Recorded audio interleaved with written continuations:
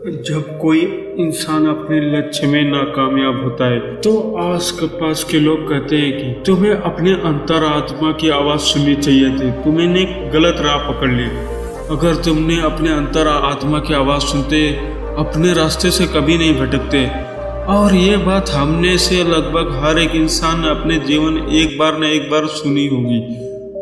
ये सुनने के बाद हमारे मन में यही ख्याल आया होगा कि मैंने तो अपनी अंतरात्मा का आवाज़ सुन के ही काम किया था, फिर मैं इसमें नाकामयाब कैसे हो सकता हूँ। अगर ये लोग सही कह रहे हैं कि मैं अपने अंतरात्मा का आवाज़ नहीं सुन पाया, तो अंतरात्मा की आवाज़ होती क्या है?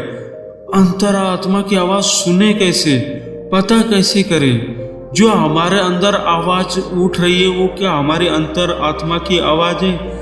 आज जो मैं आपकी कहानी सुनाने वाला हूँ कि आपको ऐसे एक दृष्टा मार्ग के बारे में पता चलेगा जिससे आपकी अंतरात्मा की आवाज़ सुनकर अपने अच्छी ज़िंदगी के लिए अच्छे रास्ता और अच्छे मार्ग निकाल सकते हो। इससे पहले आप इस कहानी में डूब जाएं तो इस चैनल को सब्सक्राइब कर लें।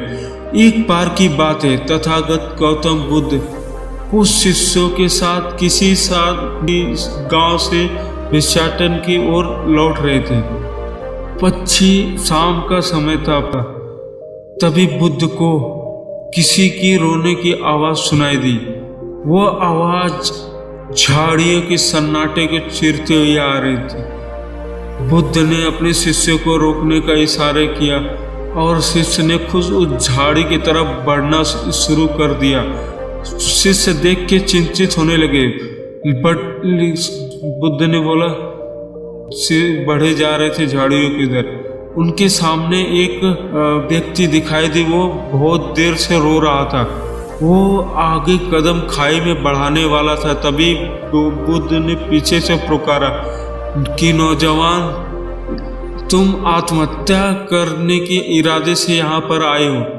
तुम आत्महत्या करने से पहले इस शिष्य पे उपकार कर सकते हो। मरते मरते एक अच्छा काम कर ही जाओ। वह आदमी बुद्ध के शांत चेहरों पे देखकर, मैं उनका क्या उपकार कर सकता हूँ?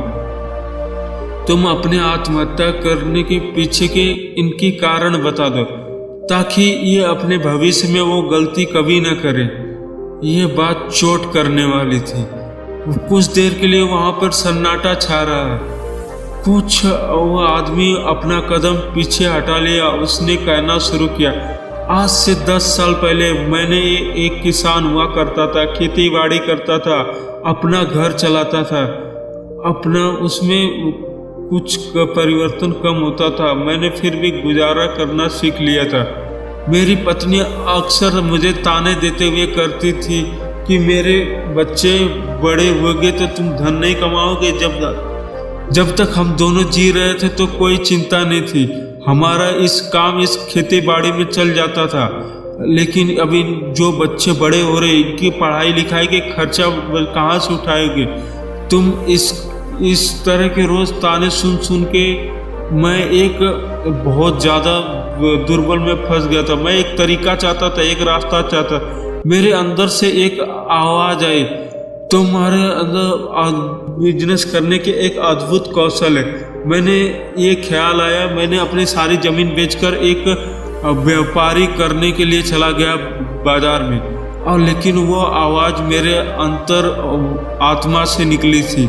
इसीलिए सारे ज़मीन बेचकर भी मैं व्यापार चालू करने के लिए धन नहीं उठा पाया। अपने रिश्तेदारों, अपने मित्रों से कर्जा लेने शुरू किया और मैंने इस तरह अपने व्यापार के शुरू किया।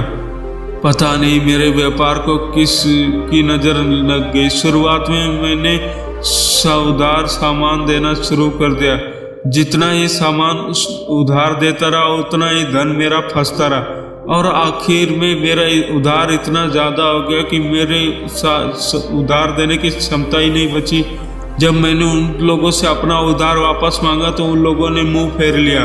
वो मेरे सब मित्रों से पैसा लिया था, वो मुझ पे दबाव बनाना शुरू कर दे। मेरे पास कुछ देने के लिए किसी के पास कुछ नहीं था। जमीन थी वो पहले बिक चुकी थी। अब मैं करता तो क्या कर सकता? मेरे अंतरात्मा ने एक आवाज़ उठता है, अब ये तुम्हारे दुनिया ये तुम्हारे लिए नहीं बची है प्यारे। अब तू जा, जा, छोड़ दे ये दुनिया, जा, मुक्त हो जा, आत्महत्या कर ले, आज़ादी की तरफ चला जा। मैं अपने दिल की आवाज़ सुनकर मैं आत्महत्या की कदम उठा लिया। और ये बात गौतम बुद्ध और शिष्य बड़े ध्यान से पूर्वक सुने। उसके बाद समाप्ति होने के बाद उस आदमी से पूछा कि नौजवान, मुझे एक बात बताओ, जो आवाज़ तुमने व्यापार पहले सुनी थी और जो आवाज़ आज आत्महत्या करने से पहली बार से, क्या वो तुम्हारे अंतर आत्मा की आवाज़ थी? क्या तुम ये यकीन से कह सकते ये तुम्हारे अंतरात्मा की आवाज़ थी? और आवाज़ बहुत गहरी सी थी। उस बात पे मेरा विश्वास था, मुझ पे मेरा एक यकीन है कि ये मेरे आत्मा की आवाज़ थी। यही बात गौतम बुद्ध पूछते हैं कि अंतरात्मा की आवाज़ तो आत्मा आनी चाहिए। कि क्या तुम्हें पता है तुम्हारे आत्मा कहाँ से है, किस शरीर के अंग से तुम्हारी आत्मा घुसती है? क्या तुम्हें पता है तुम्हारी आत्मा किस हिस्से में है? तुम्हारी आत्मा किस कारण में क्या चल रहा है तुम्हारे आत्मा के अंदर? तो उस आदमी ने सुनकर यह बात चौंक गया और बोला, ये तो आत्मा शरीर के अंदर रहती, मैं तो आज तक आत्मा के बारे में कुछ भी नहीं जानता। मैं कहाँ से अंतरात्मा की आवाज़ सुन के मैं कुछ काम कर रहा था?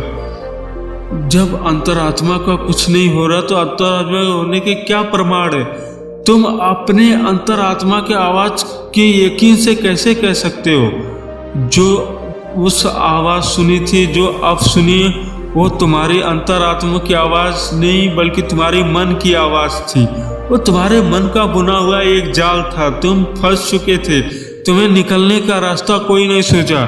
तुम्हारे मन ने तुम्हें निर्देश दिया कि तुम आत्महत्या कर लो। अंतरात्मा ध्यान करना, अंतरात्मा तुम्हारी कभी भी आत्महत्या करने की निर्देश नहीं देगी। वो कभी भी हिंसा के रास्ते पे नहीं ले जाएगी। और तुम आत्महत्या करने के फैसला कर कर हिंसा का रास्ता अपना रहो।